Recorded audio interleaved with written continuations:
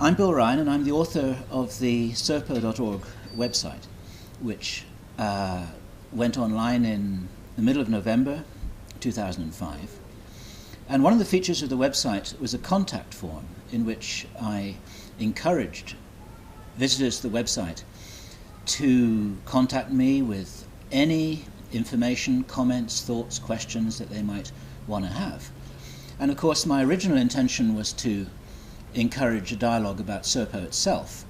But right from the start, I was aware of the possibility that people might get in touch to talk about anything else, which of course I welcomed.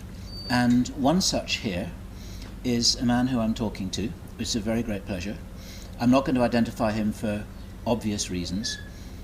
And he has a very interesting story to tell about his personal interaction with relics and documents and artifacts and films from a whole series of alien encounters, starting off with Roswell in 1947. And it became very clear that after this man contacted me just saying that he had an interesting story to tell and told me one or two little details about that, I picked up that bull, recognizing that there's something here of some considerable importance. This has got nothing to do with the Serpo story, but it should be something that's of considerable interest to every serious student of ufology. And I wonder if I could just ask you to summarize your story just in a couple of sentences, just so the viewers here will get an idea of why it was that I immediately seized on what you had to say and saw that it was important. Well, I had my original contact had been that I had seen nothing in my experience that had to do with the Serpo story, but that I had other information. And what that information was that I spent 6 months at an aerospace company. I'm not a military person. I never was in the military. I spent 6 months archiving and filing artifacts, videos, films, pictures, and documents having to do with the government's involvement in UFO projects, research, and that sort of stuff. And this was in which year? In the 1980s? This was, yeah, 84, 85. All right. And what did your job exactly entail, and what kind of material did you find yourself holding in your hands during that time? Well, I was pretty much a file clerk with a security clearance. And I was brought items each day, and sometimes they were to be divided up into different branches of service. Sometimes they were to be divided up in classifications. Sometimes they were to be divided up as to what the content was inside them. Most of them were sealed. But there were artifacts from crashed ships. There were discs from crashed ships. There were mostly pictures and documents from the U.S. government and all branches of the government, and also from aerospace companies. Could you tell us what kinds of stamps these documents contain? What stamps? Classification stamps, top secret, secret eyes only, secret code word. A lot of them were only to be opened by authorized personnel. I mean, I worked in documentation, so I knew the markings on documents, and I knew what I should have been able to see, and in my regular line of work, and what, things that were marked incorrectly, I had to mark also correctly. So I was involved in that sort of stuff in my work. A lot of them were military that were not marked with any classifications whatsoever, which to me was kind of odd, but that's the way part of them were. They were just sealed envelopes with no markings whatsoever. And what caught your eye the first time you came across this information that actually sort of turned your head? Well, it is something that I had believed in for quite a long time, and to be able to actually see proof to me, was probably one of the best things that has ever happened to me. That's the way I felt about it. I can really imagine this. How old were you approximately? I mean, were you in your 20s It was or in your my 30s? 20s, mid-20s. It was in your 20s. In my 20s. And since you started to come out with this information, one or two people have called you Roswell Man. Is this just because of, I mean, was this material just from the Roswell crash, or was it from other, let's say, interactions and time periods also? Oh yeah, it was material for the lack of, the quest for, and the gathering of knowledge to do with doing with extraterrestrials and vehicle crashes and recoveries and equipment recoveries, that sort of stuff, all kinds of stuff. So in fact, it was a whole cross section of government alien interaction between 1947 and the early 1980s. With the present days, yeah. Wow, okay. Now you mentioned that you noticed there were a number of crashes, and you actually told us a number. Can you tell me what was that number of crashes that's happened over the years? It's over 50. Over 50? Over 50. Over 50 crashes on American soil? American and abroad. And abroad. And these were documented? These were documented crashes, over 50 crashes. Do you have any idea of the number of different alien species that were involved in these crashes? No, that's knowledge that I can't remember or can't recall, but I do remember coming across at least 5 different types. And did you see photographs of these beings? I think 4 I did, 4 different kinds. You saw photographs of 4 different beings. And could you describe them? Well, there was, my favorites always were the tall orange ones, which in documentation it was stated that they were the creators of what we call the grays, the common gray aliens with kind of the pointed chin. The orange ones were taller, thinner, had a more round face, but still had the large eyes. Those were the 2 most prevalent. There was also another race that were almost like the grays, but maybe a little bit more pale and a little bit more stocky, but the same type of size, like almost cousins to grays, almost. And then there was talk and pictures of beings that looked just like you and I, only had light skin, sort of like Mr. Ryan here with the blue eyes and lighter hair, though. And Are those the Nordic types? Those are the Nordic types. Those are the Nordic types. Those were the ones that, from what I've been reading on the internet, and I never read documentation of this, that offered to save us if we disarmed our nuclear weapons and that sort of thing. Okay. But you never saw any documentation about that interaction? No, I did not. All right, okay. Was there documentation about the purpose behind the visitors? In other words, why they were here? Yes, there was. It had to do with them fearing our nuclear capabilities and both destroying ourselves and maybe other species out in space, because we were getting awful close to space travel at that time. And was this a hypothesis from the government, or was this something that you read in the documentation as something that was definitively known? This was definitively known through contact. Okay, through contact. Through contact. Did they explain how they communicated with the aliens in this documentation? Most of it was telepathic. Telepathic? Yes. Did they reference remote viewing, or how the humans were conducting that? Do you mean telepathic in a person-to-person sense? Correct. Okay. Correct. In being to human telepathically, to where they could sit there across like you and I are sitting, and I would just have to look at you and you'd know what I want, and we'd be communicating through our minds, that sort of stuff. Did you have any kind of any sense of how many of those beings were, let's say, active guests of the American government in such a way that communication like that was possible? Was it just 1 or 2? Personally, probably maybe 5 to 10, but as far as my knowledge, I think in my opinion, there was way more. Okay. In my opinion. But your documentation reflected 5 or 10. What I saw what I came across looking at documents was evidence of 5 to 10. Okay. What else did these aliens reveal about themselves in this ongoing dialogue with the American government? Well, they claim to have been that we are descendants of them, that we were actually put here on Earth from their genetic material, that we were genetically engineered and put here, and that we were one of their life creations. That was the one major thing that I read. Also, they also claimed that they were the ones that were responsible for putting Jesus Christ on this earth to teach us spirituality and to get us to evolve past the greed and what the Bible calls sin. I think it's just, I really don't know what it is. I just know that there's a human condition that causes us to want to preserve ourselves, and it causes greed and life survival skills and that sort of stuff. And was that specifically mentioned in the documentation?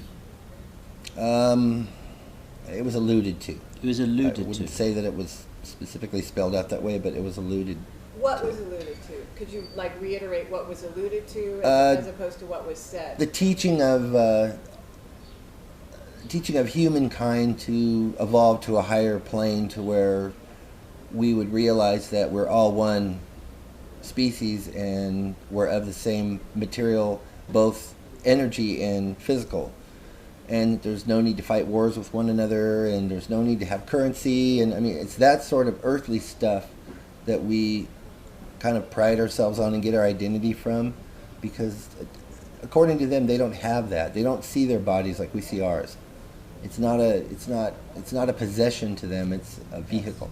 Written documents, what would the photographs. photographs contain pictures of? Biological entities, ships, mostly flying ships, and a lot of them from far away, but some good reports and sightings that were labeled Apollo and the space shuttle missions and space shuttle missions too.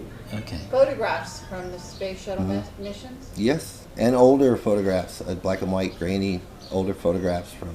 Are there any particular photographs that come to mind that really stuck in your mind that you remember all these years? Well, what I'd said in the other interview that I conducted was what got to me the most at first was that I saw pictures, and this was labeled Hawaii with a typewriter, so they were pretty old pictures. They were black and white, of a ship entering or going into the water and seeing no splash. Okay. Of a craft, a saucer-shaped craft, and all I could see on it was lights, and it wasn't blurry at all. It was a pretty good photograph. From what kind of range? I'd say probably 500 or 600 yards, maybe a quarter of a mile away. Okay. So on an 8x10, the disc was like 2 inches, 2.5 inches. So it was a pretty good shot. Okay. And that left a real mark on you when you when I saw that, I'm like, wait a minute, because I'd never thought about that aspect of extraterrestrials, that they would even think to enter the water. I wouldn't think, or later on thinking about it, it's like maybe that's where they came out of. Well, water is just another fluid. Water, air, it doesn't matter, I guess. Yeah. Yeah. It's just more dense than air. Just going back to the aliens themselves, was there any documentation about where these guys came from? The only documentation I saw jibes with the Serpo story about Zeta Reticuli. Zeta Reticuli. All right. And no mention of any other star system or source. Okay. And was there anything there that could be interpreted as being threatening to the human race or to individuals? For instance, was there anything there about abductions or about complicity with any kind of control scenario over the population? Nothing whatsoever. What about alien technology? Was there any indication that we were getting, technological ideas from them? There was documentation on receiving items, but not getting any manuals. That sort of stuff. Where we had to revert. Like, here it is, look at it and check it out, and this is what it does, and here it is. Okay. Any recollection there about in what realm that technology, anything, I mean, are we talking about power sources? All I can remember, power source, devices? I remember power source, but more communication. Communication devices. Yeah. What do you recall about that? And no weapons that I remember at No- all. no Nothing weapons. about weaponry. Yeah, they didn't. We were supplied no weapons. What do you recall about the communication devices? Are you talking about... Not a lot. Just that there were people assigned to try to figure out how this thing works. Okay, Not any information about what it did okay. or how far it reached. What did you learn about the, at the risk of using the word in the incorrect context, the spiritual context of these aliens? In what, I mean, did you learn anything about the way that they related to whether they had a spirit or a soul as opposed to just being mechanical entities? Yes, no, they definitely had communicated to us that they were spiritual like we were. So they had likened us to them, or them to us, in whatever context. And they talked about recycling their bodies and not their bodies. They didn't look at their bodies as a possession. They looked at their bodies as a transportation device to get their soul from one place to another, or to house their soul. It wasn't a sacred possession like it is here on Earth with humanity. A little bit like the driver of a car. Yeah, And then when the car got worn out, yeah, What- but a car I would liken it to a driver of a car, but everybody has exactly the same car, and there's an endless supply of them. okay. So you don't have to pay for it. You don't own it. It's not special. It's just there. What would happen to these guys when their bodies died? They would just When get they- a new one.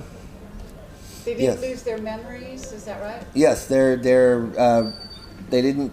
didn't have death like we did. They did not forget. They knew before their body was going to die, and they just went ahead and got a new one. And And this continued. their body pretty much was gone after they left. So yeah, and it continued. And this was for them anywhere from 200 to 400 years 200 to 400 years would be the duration of one lifetime for their body. of their shells. Yes. Their shells. No, that's an interesting word you use. Was that a word that you saw in the documentation? That's how it was worded, according to our representatives, yes. That's okay. That's how it was described. What about names of military or presidents at the time in the documentation? Was there any clear names that you recall? I remember reading Truman and Eisenhower, but no other names. No one more recent than that. No So one more your recent than that. understanding is that Truman and Eisenhower did know about the aliens' visit. Well, I saw evidence that they did know. I think that most presidents, if not all, from then on, do know. I don't know how much access they've had, but I think they know. Sure. Was there anything that you read that at that time in the 1980s that pertained to what then was in the future? In other words, the year Oh, coming what was up to coming? 2012. Oh, was coming? Yes. Talk about them. What was described as a mass landing in 2012 at the end of the year. At the end of 2012, Yeah, a mass landing. a mass landing. And that was a date that you read in the documentation. At that stage, Yes. that was an identified date. And was that going to be something that the aliens were telling the Americans was going to happen, or was that something that was being organized? Well, they were telling them that it was going to happen regardless of whether they wanted it to or not. That they were going to come and make themselves known. And was there a reason why they were choosing that year? I'm not sure. I think that year has been chosen for a long time. I just think there's a lot of civilizations that were on this planet, maybe still are, but some that were and are not anymore, that knew of that date and why it was so important. So there's a sense of an inevitable future which we're rapidly approaching, Yes. and this is documented. Yes. And I mean, right now we're not very many years away from this. No, we're not. How does that make you think and feel, given the experiences that you have? I welcome it because I don't think there's any animosity toward us. I think it's. I think what's going to be more disturbing is how the government handles it and decides to handle its citizens that maybe want to know more. Or... Do you have any observations or thoughts about how it's being handled at the moment. This is Very 2006. poorly. Very poorly. Yeah. Very poorly. Yeah. So, if you were in charge of a disclosure operation, how would you do this, given the information that you know? If I had to start now, that's a tough job. I think it would have been started a long time ago. I think that I would have publicized Roswell and not pulled that newspaper article and not pulled the reports off the radio. I would have let it continue, and I would have welcomed more qualified and you know, scientists and stuff to come in and talk about this, and so we could, you know, because it was observation at first until there was more communication, until we discovered beings and recovered beings that were alive, because there's several crashes that were all mutilated and dead, of course. I mean, But there were crashes in which there were survivors? yes, there was. And there were, and of the beings that didn't survive, there were autopsy reports Yes. as well. Yeah. So you actually saw some autopsy reports? Yes, I did. A few.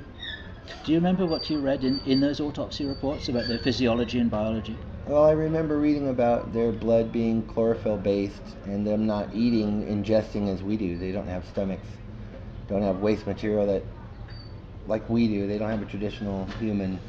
They're like a cross between like a plant and an animal, and they gather their energy through absorbing minerals through their skin. And they use light for photosynthesis. I'm just curious what your own personal experiences have been. Have you ever had any, let's say, visitations since you left the job, be they Men in Black and or alien visitations? Nothing. Never ever seen a UFO in my life. And I bet you wish you had. Yep, I'm waiting. No sightings, no. And no Men in Black, No no MIBs, threats? no nothing. No, nothing. Well, I've never done any of this before, so Well, may that continue. conjured up in the last 2 or 3 months of talking with Mr. Ryan here. All right, well, thank you very much for being so honest and coming forward so amazingly, forthrightly, and you know, we hope to hear more from you. Well, you probably will, and it was my pleasure.